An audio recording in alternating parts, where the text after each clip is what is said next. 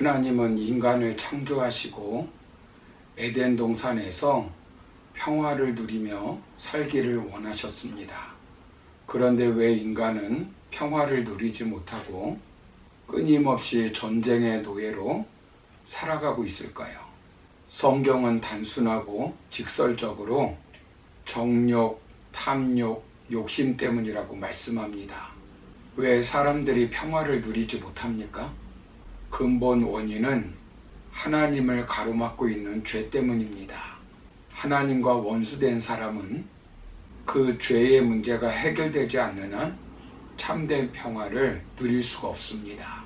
하나님의 백성들이 평화롭게 살기를 원하시는 하나님은 평화를 주시기 위해서 어떤 방법을 선택하셨습니까?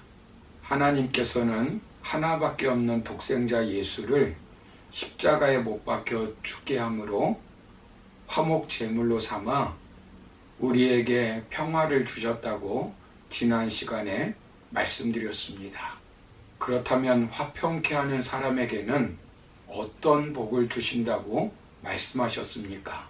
본문 8절을 보시면 화평하게 하는 자는 복이 있나니 그들이 하나님의 아들이라 일컬음을 받을 것임이요 라고 말씀합니다. 여기서 화평이라고 하는 말은 구약에서 샬롬이라는 말과 비슷합니다. 유대인들은 서로 만나면 샬롬이라고 인사를 나누었습니다. 평화라는 뜻입니다. 상대방에게 샬롬이라고 말할 때 그것은 분쟁이 없기를 바라는 정도가 아니라 더 적극적으로는 상대방에게 선하고 좋은 일이 있기를 바라는 것입니다. 샬롬은 우리가 바라는 가장 평화롭고 행복한 상태를 말한다고 할 수 있습니다. 화평하면서도 동시에 축복이 임하는, 축복이 내리기를 기원하는 인사입니다. 샬롬이란 아담이 범죄하기 전에 에덴 동산에서 누렸던 모든 복의 상태를 말하며 하나님과의 바른 관계 속에서 오는 평안을 말합니다. 헬라어로 에이레네입니다. 우리말로 평화, 화평, 평안 등으로 번역하였습니다. 에이레네는 전혀 부족함이 없는 완전한 상태를 말합니다. 여기에는 두 가지 의미가 포함되고 있습니다. 첫째로 완전한 복지, 번영, 평온, 그리고 행복을 누리는 상태입니다. 둘째는 바른 관계를 말합니다. 하나님과 깨어진 관계를 회복하는 의미에서 화해를 말합니다. 사람과 사람 사이에 깨어진 관계를 회복하여 화합, 일치를 이루는 것입니다. 그런데 오늘 예수님께서 말씀하신 것은 단순하게 샬롬이나 에이레네를 말하는 것이 아닙니다. 헬라어를 보시면 에이레노 포이오스라고 하는 단어를 사용하고 있습니다. 이 단어는 평화와 행하다라는 합성어로서 단순히 마음속에 화평을 가진 자나 평화로운 자 혹은 화평을 사랑하는 자를 가리키는 수준을 뛰어넘어 적극적으로 하나님과 사람과 사람 사이에서 평화를 만드는 자를 가리키는 말입니다. 평안과 화목을 구축하는 자입니다.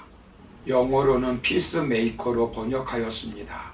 여기 하나님의 아들이라 일컬음을 받는다라는 말은 존재의 변화로 하나님의 아들이 됨을 의미합니다. 하나님께서 하나님의 아들이라 일컬을 수 있도록 해주신다는 것입니다. 하나님의 아들이 됨으로 하나님과 정상적인 관계를 가지게 됨을 의미합니다. 이분이 누구이겠습니까? 당시 로마의 식민지가 되어 평화가 없을 때입니다. 그들을 물리치는 메시아를 기다리고 있을 때입니다.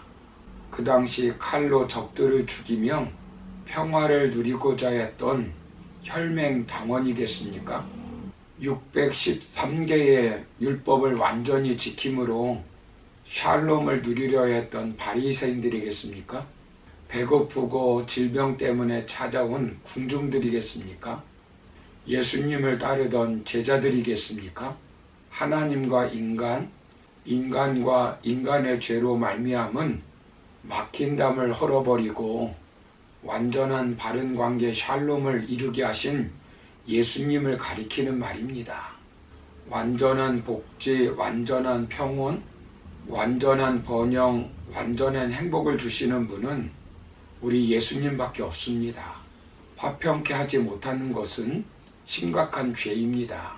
갈라디아서 5장 20절 21절을 보시면 우상 숭배와 주술과 원수 맺는 것과 분쟁과 시기와 분냄과 당 짚는 것과 분열함과 이단과 투기와 술 취함과 방탕함과 또 그와 같은 것들이라 전에 너희에게 경계한 것 같이 경계하노니 이런 일을 하는 자들은 하나님의 나라를 유업으로 받지 못할 것이요 라고 말씀합니다.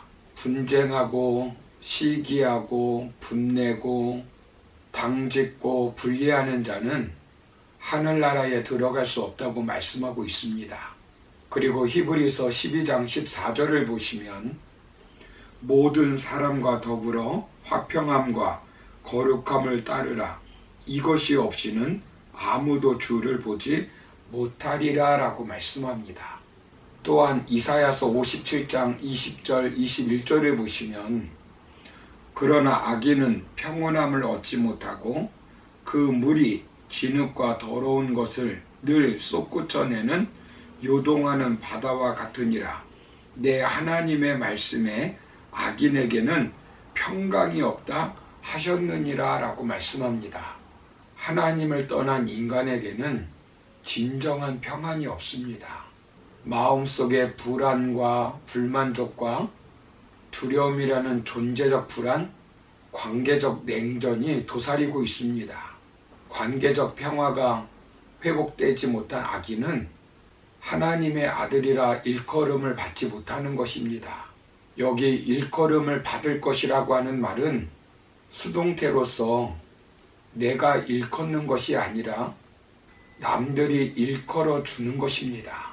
아, 저 사람 정말 하나님의 자녀이구나 라고 말하는 것입니다. 평화를 완전히 실행하여 하나님의 아들이라 일컬음을 받는 사람은 누구이겠습니까? 화평케 하는 자는 근본적으로 예수님을 말씀하고 있는 것입니다. 즉 예수님 자신을 말씀하는 것입니다. 골로새서 1장 20절을 보시면 그의 십자가의 피로 화평을 이루사 만물 곧 땅에 있는 것들이나 하늘에 있는 것들이 그로 말미암아 자기와 화목하게 되기를 기뻐하심이라 라고 말씀합니다. 바로 화평케 하시는 분이 예수님이신 것을 말씀해 주고 있습니다. 여러분, 인간이 평화가 파괴되고 있는 곳에서 적극적으로 평화를 만들어가는 행동하는 사람이 된다고 하나님의 자녀가 될 수 있을까요? 아닙니다. 성경은 하나님의 자녀가 되는 방법이 무엇이라고 말씀합니까? 요한복음 1장 12절을 보시면 영접하는 자 그 이름을 믿는 자들에게는 하나님의 자녀가 되는 권세를 주셨으니라고 말씀합니다. 하나님의 자녀가 되는 유일한 길은 예수님을 구주로 영접하는 것입니다.